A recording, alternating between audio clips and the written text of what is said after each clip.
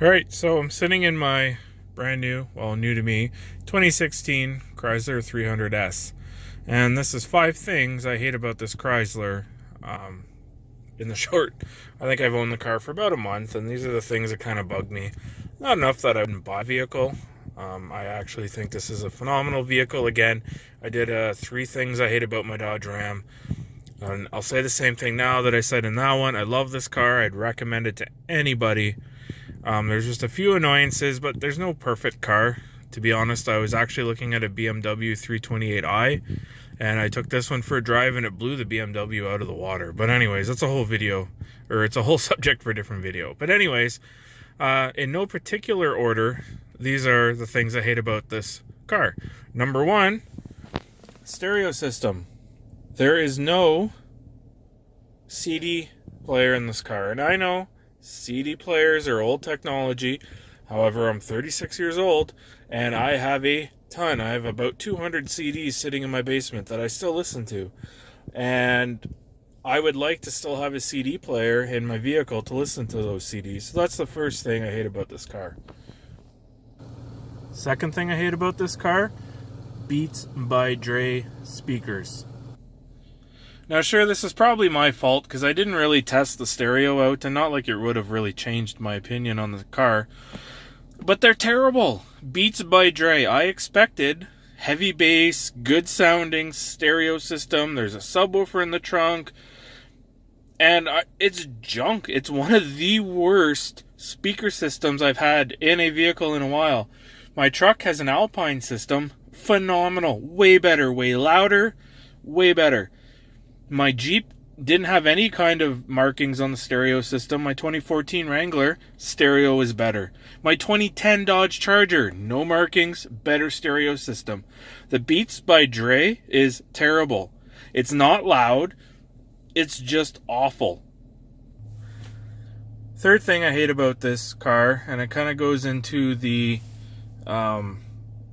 navigation. I was driving the other day. My wife's in the car, and we decide we're going to punch in where we're going.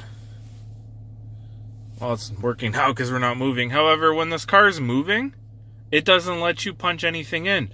My wife was doing the punching in of the city and the address, and it would not let us put it in because the vehicle was moving. There's a sensor on the passenger seat that says when there's somebody there, so it knows to tell them to put their seatbelt on or whatever. But if somebody's sitting in the passenger seat, you should be able to use the navigation system.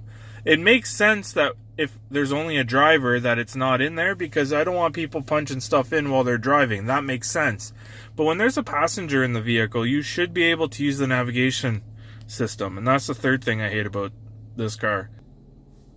Fourth thing I hate about this car, and I also hate it in my Dodge Ram truck, this stupid knob gear shift.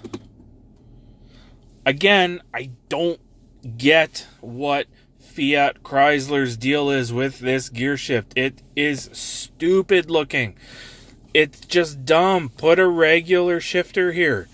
I don't get why this is so great and popular with them, and I can't stand it. I have not talked to a single person, and I know quite a few people. I work with people who all have Dodges and not Jeeps, but Chryslers and whatnot with this knob, and they all hate it. I can't find a single person who actually legitimately says, hey, I love this knob gear shift. It's terrible. Get rid of it. And the last thing I hate about the car, but I get it because it's kind of part of the styling, is the C-pillar is massive. And normally it's fine. Just where I live, there's what they call angle parking, and you literally park off the sidewalk on a 45-degree angle. And when you're trying to get back into traffic, that thing is huge and you can't see anything coming. But at the end of the day, I get it. It works for the styling, and it's something you can live with. So real quickly, those are the 5 things I hate about the car. At the end of the day, they're all things I can live with, and they're really not the end of the world. Kind of like I explained in my Dodge Ram video. At the end of the day, I'd highly, highly recommend buying this car. Like I said at the beginning, I was all set to buy a BMW 328i, and I drove this, and it drove better. It looks nicer. Everything about it was better, and I legitimately was trying to stray from the Dodge Chrysler lineup, and then when I drove this just kind of last minute, just for the hell of it, yeah, I was sold. So anyways, if you liked the video, give me a thumbs up. If you haven't subscribed, please consider subscribing.